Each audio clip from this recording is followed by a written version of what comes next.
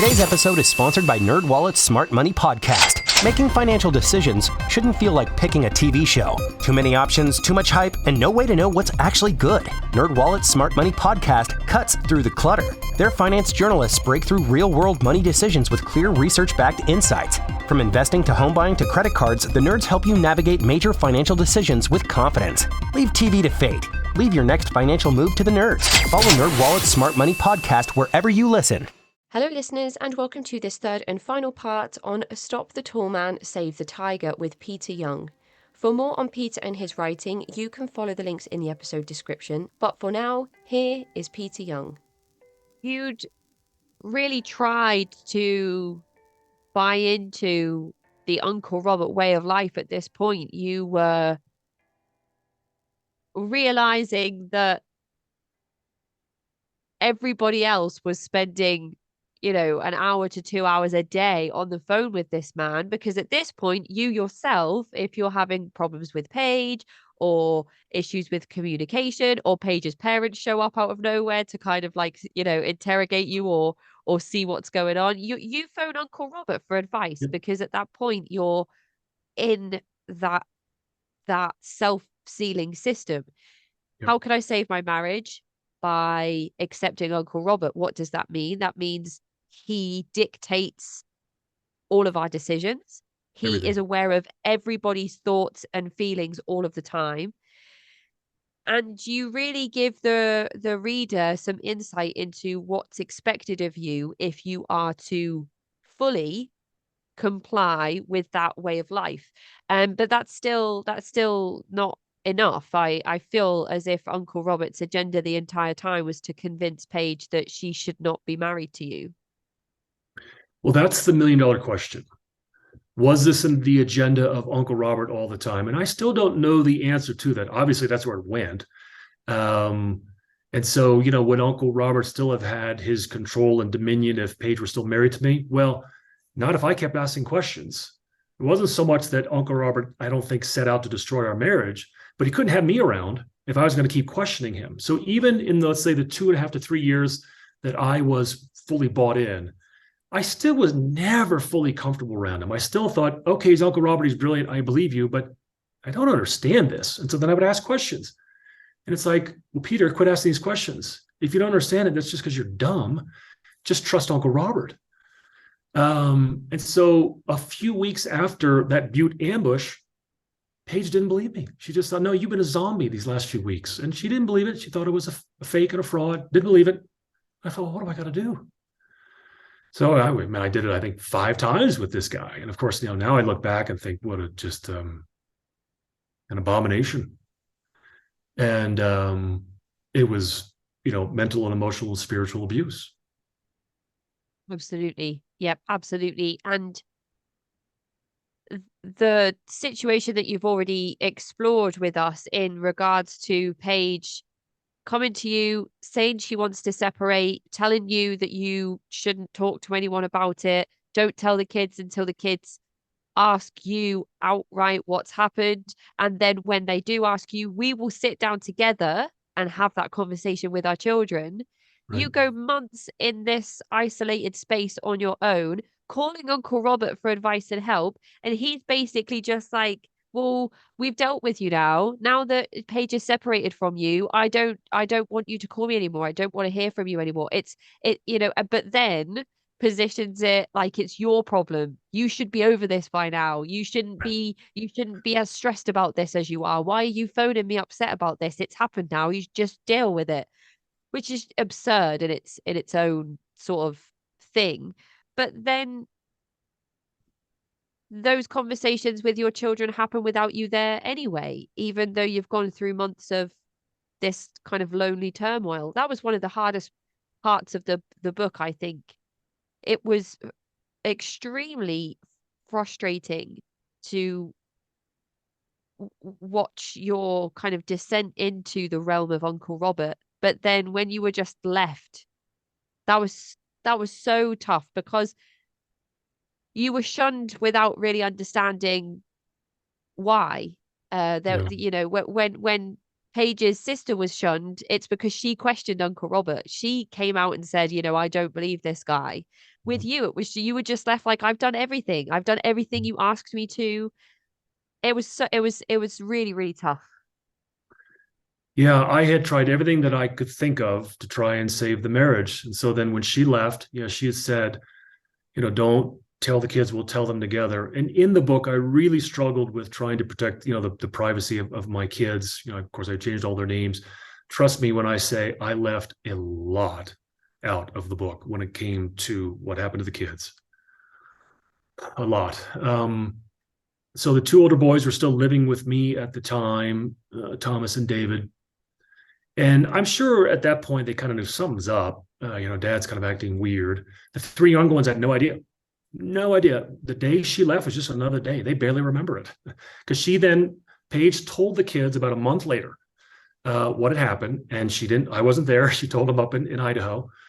So then when she came back, I think it was for my birthday, she would come back like once every 3 weeks or a month. And then the kids knew. And of course, I could tell right away the kids are looking at me differently. The two older boys knew as well. So then, she leaves mid-January. By mid-March, it's still somewhat civil. Nobody knows what's going on, but it has not devolved to the point of I'm the devil. It got there quick. So when the kids came back, the three younger children, and they were here for a couple of days, I took them aside one-on-one. We went for a little walk up the road, and I said, I'm sorry. I wish this never happened. I wish I could do it all over again. I took all the blame. I said, I love you very much, and I still love your mother.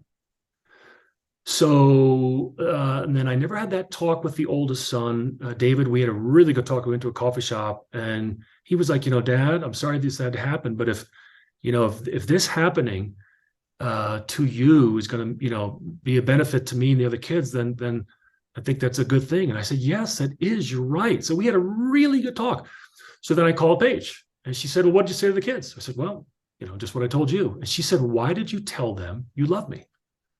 And I said, because I do.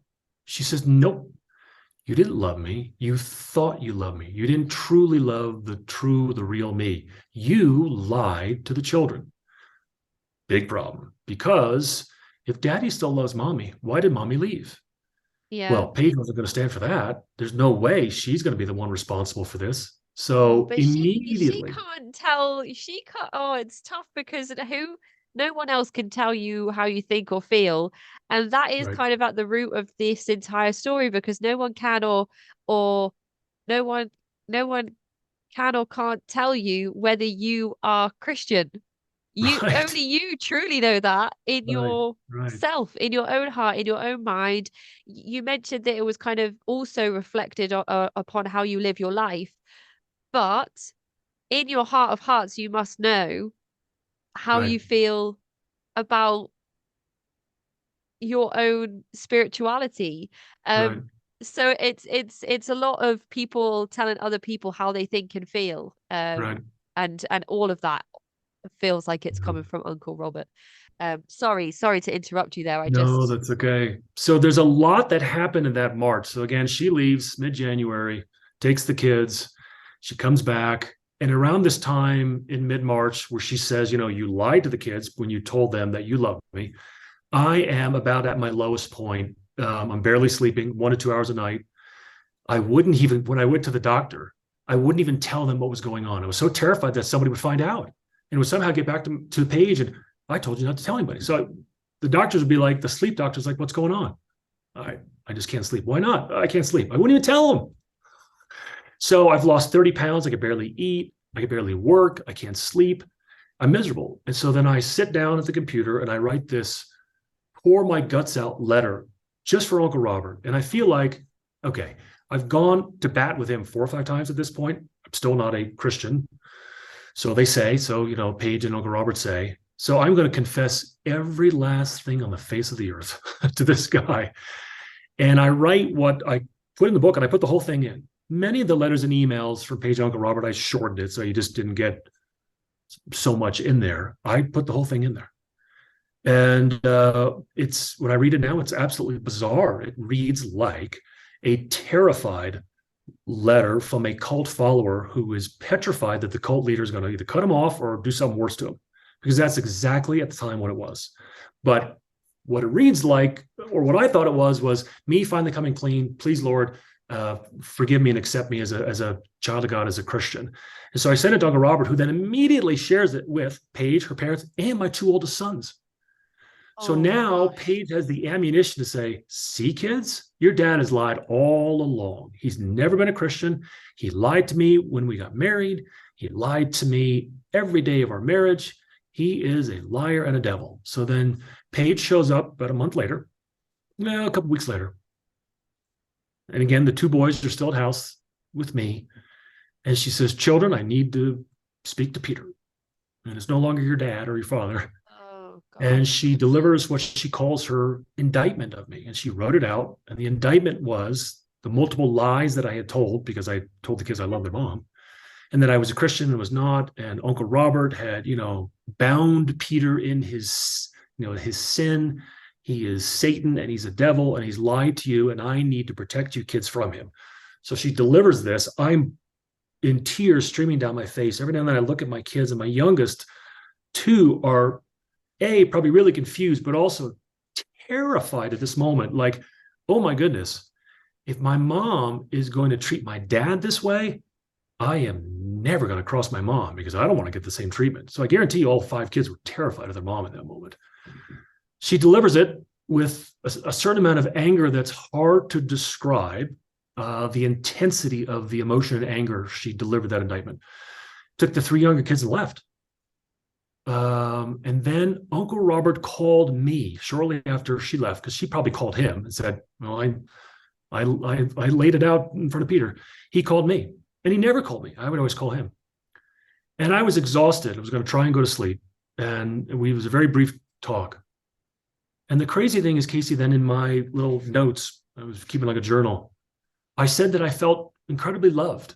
And I felt that Paige had handled the situation really well. Can you imagine that?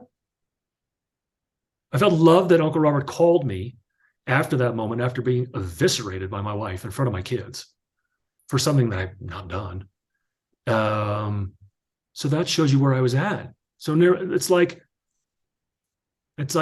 being held underwater and you're drowning.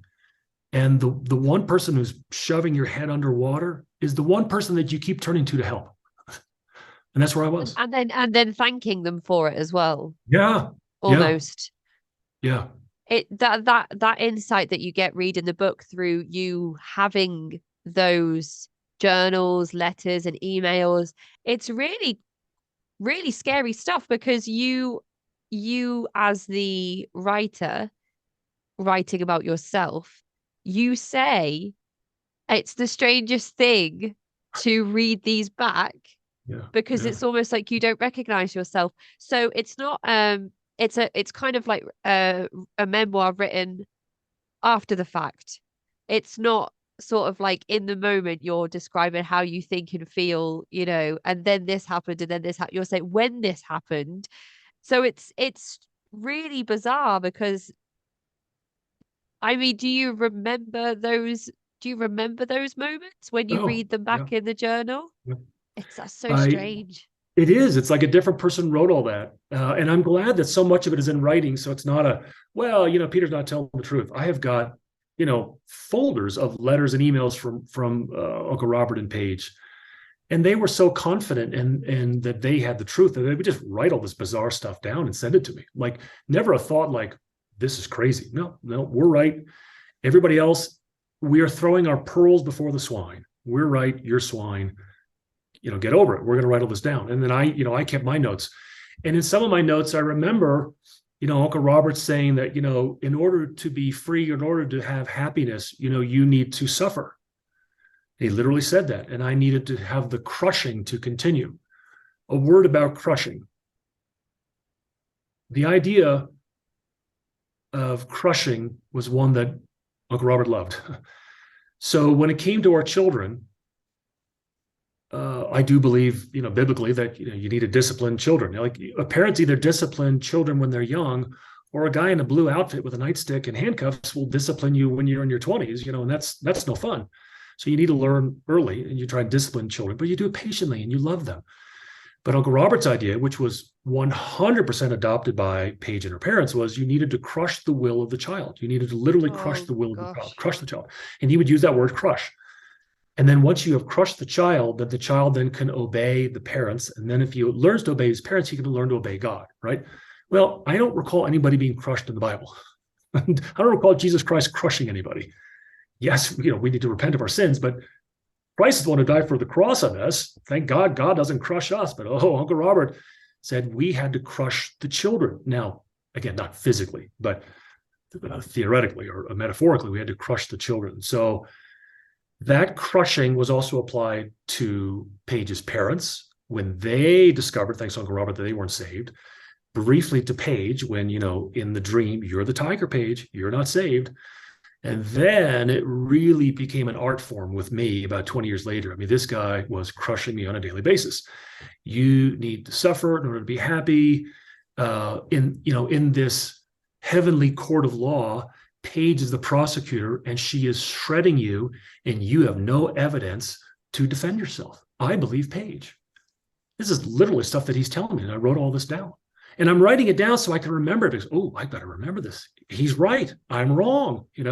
Paige is crushing me in this celestial court of law, and I have no evidence to back it up. Well, please give me the evidence so I can finally do it right and thus be saved. And I would take notes of all these conversations. And so this idea that you must be crushed in order then to obey flies in the face of Christianity, number one. I mean, it's totally antithetical to Christian thought and what's written in the Bible. But most importantly, it is what I believe is indicative of or is present in all kinds of cult leaders. And that is where they act as a gatekeeper to whatever faith you believe in. They are the gatekeeper to God. You have to go through this person to be saved. In essence, he's going to save you. Again, that is 180 degrees in the exact opposite direction at 1,000,000 miles an hour from what the Bible says. And I don't know why I couldn't see it in that moment, but I didn't. I see it now.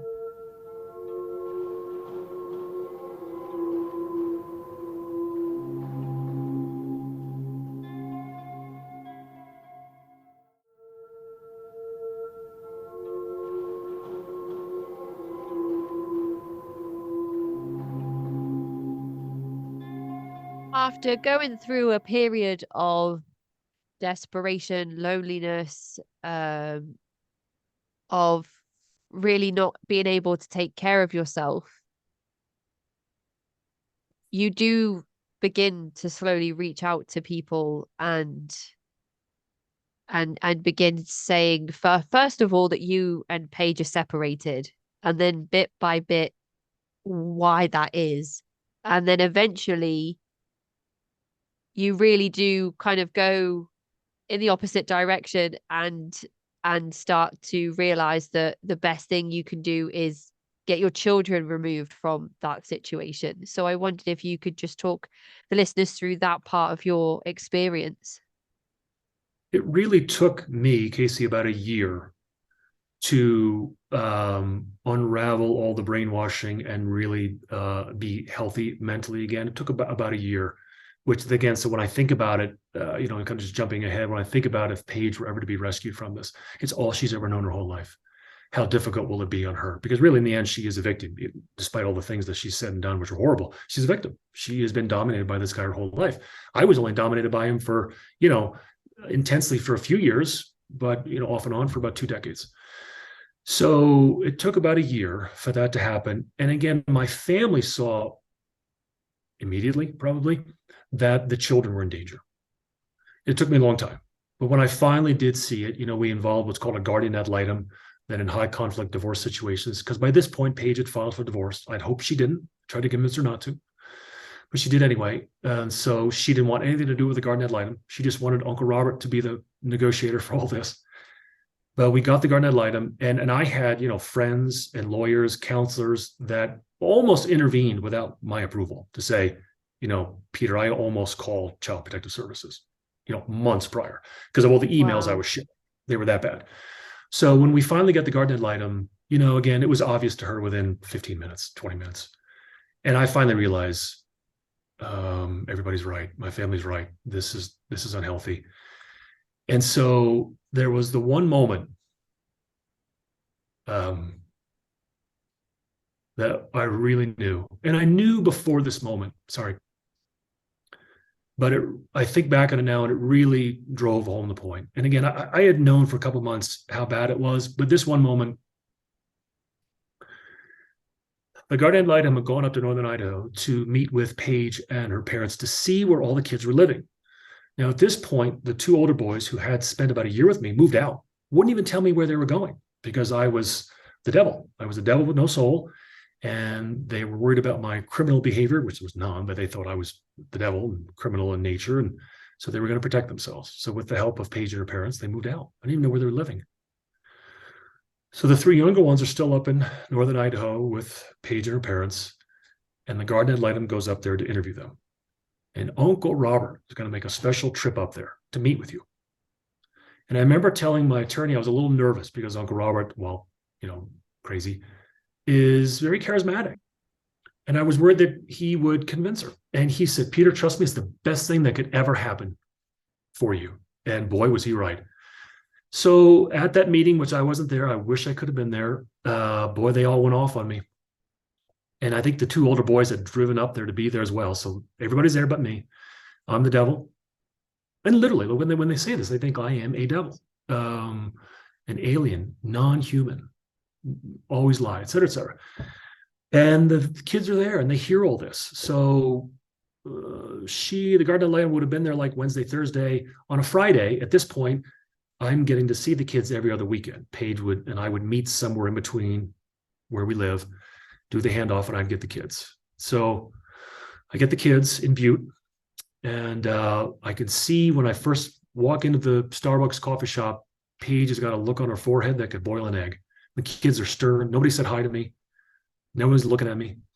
We get in the car and we drive. And on away from Butte to where I live, we go through the town of Whitehall, which is where that last church was that we went to, which I love those folks, but Paige and everybody else hated them. So in the car, the younger kids started to hold their breath. And I knew why they were doing it. And I said, why are you doing that? And they were holding their breath because everything that they had learned about the folks in Whitehall from that church in Whitehall was that these people were evil and wicked and so odious that the town of Whitehall, the air was so polluted, they were going to hold their breath when they drove through. That's why they were holding their breath. I knew this, but I wanted to hear them say it. And again, I can't blame them because this is what all the adults were telling them to believe. Well, then one of the children said she didn't like my question and just went off on me for like the next 15 minutes. I was a devil. I was a liar. I'd never done anything. For anybody else, I mean, it was bad. It was 15 minutes worth of just regurgitating this poison that she had been injected in. It went from Uncle Robert to Paige to my children. And I saw it there in that car, 15 minutes worth. And it was this poison that was eating this child up. And it's abusive to have this child try and hold this in. And so she got it out. And all three of them were like, we're in agreement. Dad, if I were a devil, I'd want someone to tell me, was what one of them said. And we were silent for the rest of the drive. We got home and we had a snack and we maybe played cards and played games. And the kids went to bed and I laid down in bed and I told them a good night story. And they went to bed and thought nothing of it. And then I immediately emailed the guardian ad litem and said, you have to know this. And I knew then that this was abusive and those kids needed to be out of that situation. And the court agreed and the kids were with me 2 weeks later. It's not often that the father is granted full custody of all the children. So it must have paid off to have your journals, your emails, your communications. Is this how you were able to go through that process successfully? I think so. I look back and I marvel, and I've had this discussions with many people. I marvel at the things that Paige and Robert, Uncle Robert, said, knowing they were being evaluated and watched, knowing full well that people are listening, the guard ad litem and attorneys, to everything that they are saying and doing. And yet they still wrote these letters and emails. And Robert, in that meeting with the guard ad litem, said, Paige is a perfect mother, and you will make a mistake if you, do anything to take these kids away from her. And Peter's, awful. And yet they still said all this. And I remember being at the time stunned by how quickly everybody else saw it. But of course, now it's obvious because it's obvious within 5 minutes. But for me, I was just still coming out of this. Wow, how does everybody see this so quickly? Well, duh. Because it's so egregious and so over the top. Everybody recognized it within minutes. But she's also the mother of your children, and the Paige that you met and fell in love with is not the Paige that exists today. So it must be really tough to confirm to yourself or to admit to yourself that your wife, the mother of your children, is abusing your children. Yeah, it was very hard because I had spent so many years believing that, she and Uncle Robert had all the answers. I was always wrong. She was always right. She was a wonderful mother. But then to continue to read these letters and these emails and to piece everything together, I could not come to any other conclusion but that because of Uncle Robert, these kids had to be rescued from that situation. Do you have any idea of what Paige's reaction was during the custody hearing, the outcome of the hearing? So what happened was that, this was during the divorce process, which I never wanted. I tried to delay it as long as I could. And but before we were going to go anywhere, we had to get this guardian ad litem report. And the report was 50 pages, jaw-dropping. And then we asked the judge to adopt it as the interim parenting plan, and she did. And so then we got the kids. Well, I got the kids, and they came to live with me. And then, I'm always a little hesitant to think that this was all coordinated, but it's hard not to look back because then the two older boys who at the time had been very, very vicious towards me, called to say they apologize. And I do believe they were sincere. Paige's parents. And so I'd had the kids maybe 2 weeks, 3 weeks at this point. And I think maybe they all kind of saw the writing on the wall. So Paige's parents wrote an email of apology. Uncle Robert wrote an email of apology, which was not much of an apology. So everybody kind of thought, this is not good. Let's backtrack here. And then Paige came in unannounced and met with me, the day before we were supposed to go to negotiate. And it was, I had many emotions during that moment. She showed up unannounced. I was waiting to meet with my lawyer. I was at my office. We went into the conference room. She had a sheet of a couple of pieces of paper that she wanted to agree on for a parenting plan where the kids would go back and forth. And she denied everything. She denied the cult and then Uncle Robert and propriety, everything. And it was sad because I just thought, I still loved her at the time, but she didn't see it. It was really clear to me then that, she needs help. And I tried to gently point that out. That was in July of 2018. And she just said, no, I was dead wrong. Uncle Robert was now a godfather, tried to normalize things. So she just didn't see any of it. And it was so sad. And then after being with me a couple months, all three of the younger children, they saw, I'm not perfect, but I'm not the devil. And so they're doing much better. Has there been any support that you've had to seek out to help your children understand what they have experienced? Yeah. So a lot of counseling. And I have tried to share with them a couple things. That their dad loves them, their mother loves them, and the Lord loves them. And that I have tried to teach them about the unmerited grace of God. And focus on that. The unmerited grace, the forgiveness that God gives us, which was not emphasized for a long time in their lives. I love them. Their mother loves them. And the situation they were in was not healthy. They see that. They are fully aware of all the damage done by Uncle Robert. Nobody calls him that anymore. And then I also tried my best to make sure that what's the right word? We're immersed in church and family. So the young family are spread around the country, but we make sure that we go visit them Christmas or other times in the summer. And we're with aunts and uncles and cousins and grandparents, and nobody's perfect. And there's probably a lot of theological differences, but we love each other because we're family. And then we go to a church, and I've had discussions with the pastor of my church, and he knows I'm a preterist, and he doesn't believe it. It's okay. We can have these good discussions, and we still go there. And nobody there is perfect. And yet, this is what fellowship and family and life is all about. And they get it now. It's quite incredible, really, that you were able to stay so strong in your faith when you were subjected to such horrific spiritual abuse. Yeah. I think that there are probably people listening that have had similar experiences and have maybe divorced from their faith or questioned their faith, and others who are holding on to it but not sure what a healthy representation of Christianity really is.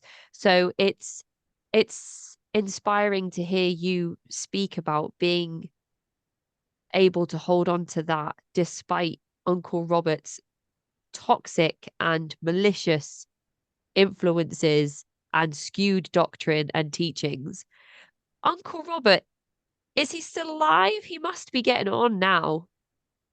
It's funny because when I go and have discussions with people about this topic, one I will invariably get is, how old is Uncle Robert? So I don't know. He's in his late 70s. I have always maintained that if there is any change with Paige or her parents, where they have rejected him and seen the light, I'll know immediately.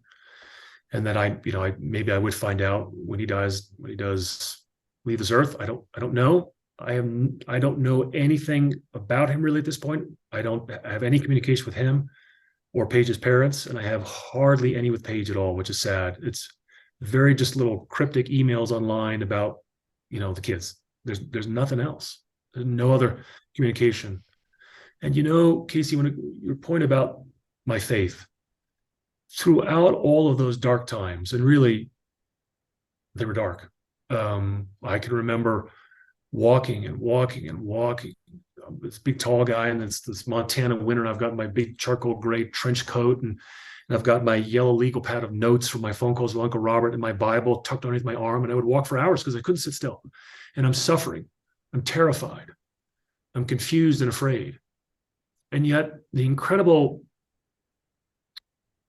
dichotomy, maybe is not the right word, but contradiction was, on the one hand, I'm still trying to figure out how to be saved. On the other hand, I know that I love the Lord and that I believe. And there's no way I would have gotten through that time without my faith. And I'm praying. It's like, well, I'm constantly praying, and I'm asking the Lord to get me through this. And I'm up in the middle of the night. I can't sleep. I get my Bible out. I'm reading the Psalms, and I'm reading, David in the Psalms, who was on the run, right? The king is after him. Saul's trying to kill him. And so he's crying out to the Lord over and over again. This is the Bible, right? And here, Uncle Robert and Paige and her parents are like, Peter, get over it. Like, why are you sad? Come on, Yeah. This is not a Christian response. And I'm like, look at David in the Psalms. And so this is what I was doing. So on the one hand, I knew. On the other hand, I had been convinced that I had just entered this sick realm where I was still missing something. And Uncle Robert had the key. And he didn't have the key. There was no key. It was a lie. It's thought terminating cliche, isn't it? That's not the Christian way. That's not the Christian response. It's just like, oh, okay, then I guess I'll just stop doing it. It's so nefarious. And I do wonder if losing a marriage, losing 5 children, losing brothers, sisters, family members, if all of these things are not enough to separate, well, that's not even, that kind of sounds like victim blaming, which it shouldn't do. If all of these things that have happened and Uncle Robert's hold over Paige is still so strong, I do wonder if inevitably, if she is ever able to wake up, it will be once that man has died. So I guess now there'll be people just waiting to see what happens with that situation. I've had other people say the same thing or wonder the same thing. It's crossed my mind as well. I don't have an answer. I don't know. I do still feel like, despite everything that's happened, that she's still a victim. Yeah. And I would love for one day to see her come out of it. I don't know what it would look like because this is the only life she's ever known. It'd be probably very difficult. But she deserves to be able to experience life, out from underneath his thumb. So The Blue Team was your first publication, and Mhm. this memoir, Stop the Tall Man, Save the Tiger, is your recent publication. It's an incredibly well-written book. It goes through all experiences and emotions. It's a roller coaster, but it's so insightful. It's like a religious cult, but more of a family cult. And it really shows how environments can exist around us that we might not ever see or not ever know about, and they are there. And there are individuals that have such influence over small pockets of people in ways that we can never imagine. You, with experience in broadcasting and being such a wonderful storyteller, will you narrate your own book and release it as an Mhm. audio book? That would be great. I would love to do that, and I need to do more research on it. I've heard that it's fairly expensive, but I just launched my book not too long ago, so just trying to get through this whole process of get it out there, get it marketed. I would actually love to do the narration because I love audiobooks. It's fun to do, and I kind of miss those broadcasting days, so that it would be kind of fun to do that. Yeah. I think that would be wonderful. I can hear it now. And I imagine as well that there would be emotional responses from you reading your book that we might not get if somebody else was to narrate your book as well. So that would be really wonderful. I hope one day that we can announce to the listeners that there is an audiobook available as well. Yep. So could you please just tell everybody where they can find you, your work, and your books? Sure. So, Stop the Tall Man, Save the Tiger is available on Amazon, as is my first novel. It's called The Blue Team. You could also find me at my website at authorpeteryoung.com. I do send out, occasional email newsletters. I am working on the sequel to The Blue Team. So that will hopefully come out in 2024. And there are some common themes that will certainly continue, and it'll kind of dip into the well of experience of Stop the Tall Man, Save the Tiger. So I'm excited about the sequel. I don't have the title written yet, but I hope to have it out in 2024. That's exciting. You're keeping yourself busy. You're Yep. continuing with writing. That's absolutely wonderful. You mentioned before we started recording that you are home with some of your kids. Yep. Yep. It's really it's a story with lots of dark moments and lots of heartbreak and lots of anger and lots of coercive control. But ultimately, it is a story that ends rather happily in Mhm. comparison to how it could have ended if you didn't pursue legal support and action. So it's so wonderful to know that the legal system in that way worked in the way that it's supposed to, Right. because I know that there are a lot of fathers that struggle with getting courts to recognize that the children would be better off and safer with the father as opposed to the mother. There's a big social conversation around that, isn't there? Around sort of There is. Yeah. equality, inequality, but it's I was worried about how the book was going to end, and felt some peace for you knowing that you were ending that book with the children being with you where they would be safe. And I really truly do hope that Paige gets support and help, and especially if she begins to realize what you began to realize, and has some people around her to support her through that journey, because Yeah. I can't even begin to imagine what that would even look like, how that Yeah. would even happen. So just thank you so much for your Thank time, you. Peter. Thank you for your book. Thank you for sending me a copy of it. I absolutely thoroughly enjoyed it from start to end, and just having the journal segments in there, and just little insights into those things. It was a really special book, really well written. So I do recommend that the listeners go and grab themselves a copy. I'll put links in the episode description. And all that's left for me to say is just I appreciate you and your time, Peter, and thank you so much. Thank you so much for having me on your show. And yeah, I appreciate it very much. It was a great time. Thank you. Thank you, Peter. Enjoy the rest of your day. Take care. Bye. You too. Bye bye. That is the end of this mini-series with Peter Young. For more on Peter's writing, you can follow the links in the episode description. And to get in touch with me, you can find me at cultvaultpodcast@gmail.com or follow me on Twitter and Instagram @cultvaultpod. I'm your speaker, Casey, host of the Cult Vault Podcast.